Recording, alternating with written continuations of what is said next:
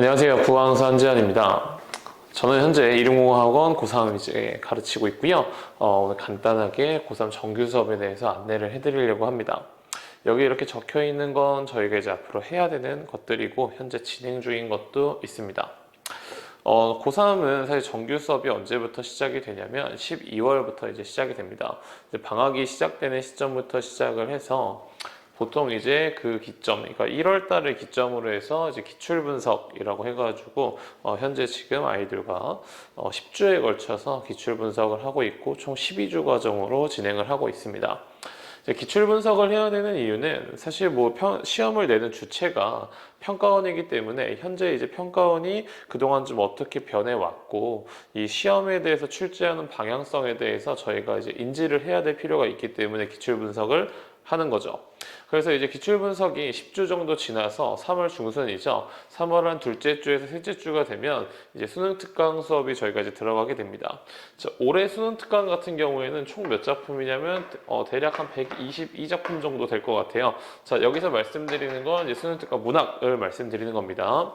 자, 이 문학을 좀 강조를 드리는 이유는 이제 수능의 시험 범위이기도 하고 당연하지만 이제 수능 특강은 수능의 시험 범위이고 시험 범위를 당연히 공부를 해야 되는 건 수험생들의 뭐 본분이죠. 근데 이제 여기서 조금 더 강조를 드리고 싶은 게 있다면 이제 수능 특강에서의 문학 작품 같은 경우에는 기본적으로 이제 수능에 연계가 되어 왔습니다. 그래서 작년을 기준으로 따졌을 때는 고전 산문 한 작품, 그리고 현대시 한 작품, 고전 시가 한 작품 이렇게 연계가 돼서 공부를 당연히 해야 되는 영역이 된 거죠. 시험에서 내가 아는 작품이 나오면 문제를 풀기가 훨씬 수월하기 때문이죠.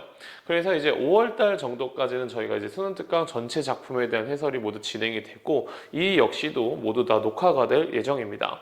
자, 이 수능 완성 같은 경우에는 보통 발매되는 시기가 6월달 말 정도에 이제 좀 발매가 됐고 6월 중순 정도에 발매가 됐을 때 이제 수업은 저희가 7월 달 정도에 진행이 됩니다. 7월 달 정도에 진행이 돼서 8월 전까지 이제 수능 완성 작품도 마무리하는 게 목표입니다.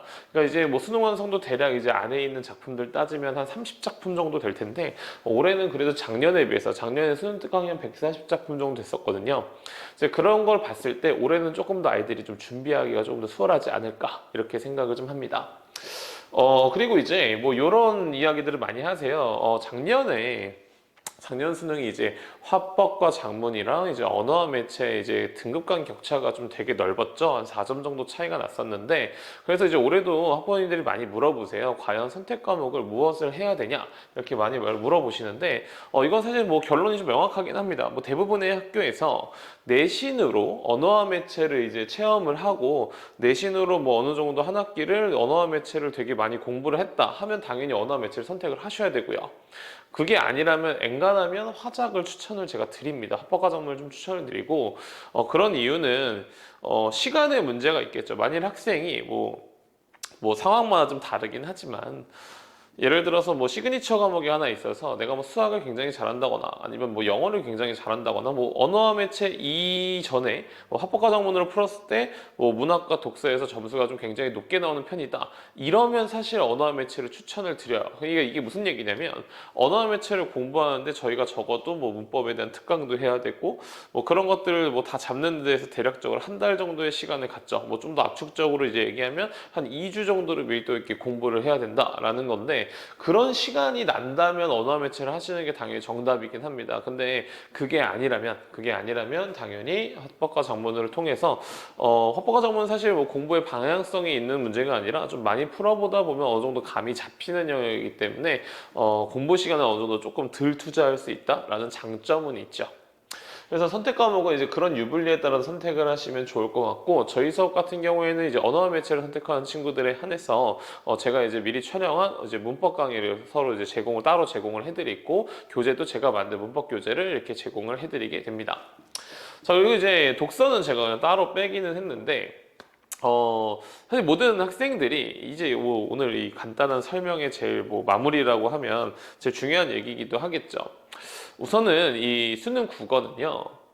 1등급을 4%라고 했을 때 고정적으로 1등급을 맞는 친구들이 대략 제가 생각할 때는 한 1% 정도 된다고 봅니다. 1에서 한 2% 정도라고 보고, 나머지 2% 정도가 제가 생각할 때는 2등급 친구들 혹은 3등급까지도 나오는 친구들과 로테이션을 둔다라고 저는 이제 늘 생각을 합니다. 왜냐면 이 수능 국어는 타 과목, 그러니까 저희가 흔히 얘기하는 수학이랑 영어랑은 좀 약간 궤도가 다른 과목이라고 저는 생각을 합니다. 왜냐하면 수학이랑 영어는 투입량 대비 뭐라고 할까요? 그러니까 그래프로 따지면 약간 이런 그래프가 되겠죠. 이렇게 이렇게. 그러니까 내가 투입하는 노력 대비 실력이 이렇게 비례하게 오르는 과목이라고 저는 좀 생각을 합니다. 근데 국어, 수능 국어는요, 사실 약간 무슨 영역이라고 할까요? 제가 이제 아이들한테 많이 얘기하는 건 깨달음의 영역이다라는 얘기를 되게 많이 하는데요.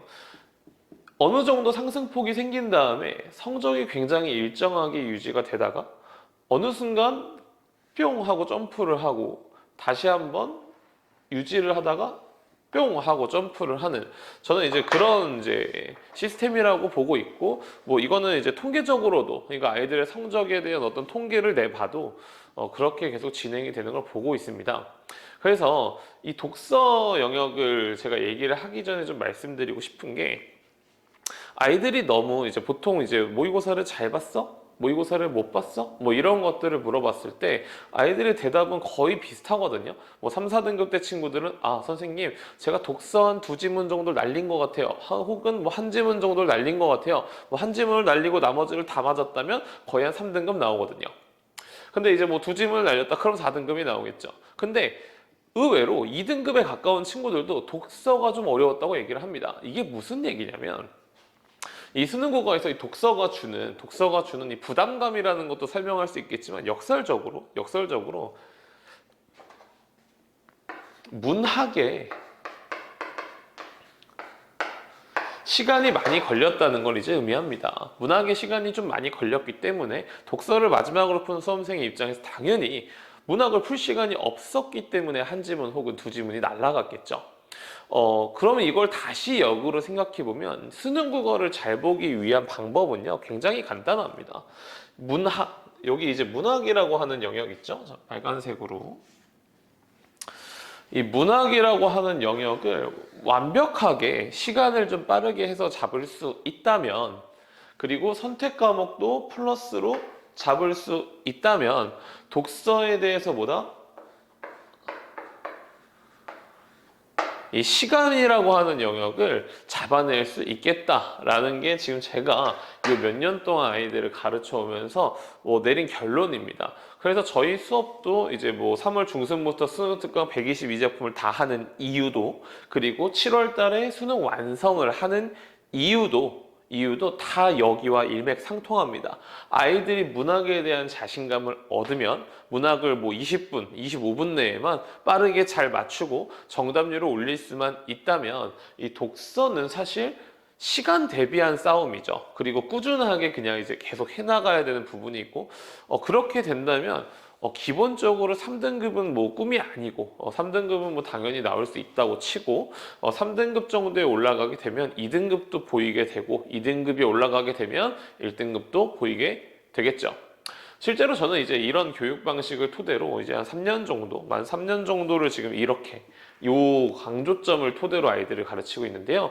매해 저에게 국어를 배웠던 친구들은 대부분 다 문학은 만점을 맞아왔고, 그리고 선택 과목도 잘 봐왔고, 그리고 올해 제 자랑은 아니지만 올해는 수능 100분이 100도 배출을 하였습니다. 저는 그렇게 생각을 합니다. 이 국어라는 영역이 어렵다고 생각하진 않아요. 근데 아이들한테 이제 이게 와닿지 않는 이유는 바로 요것 때문이라고 저는 생각을 해요. 아이들한테 이렇게 와닿지 않는, 그러니까 나는 이만큼을 노력하고 있는데 이렇게 결과로 이렇게 돌아오질 않으니까 아이들이 그 중간에 지치거나 포기하는 경우가 상당히 많거든요.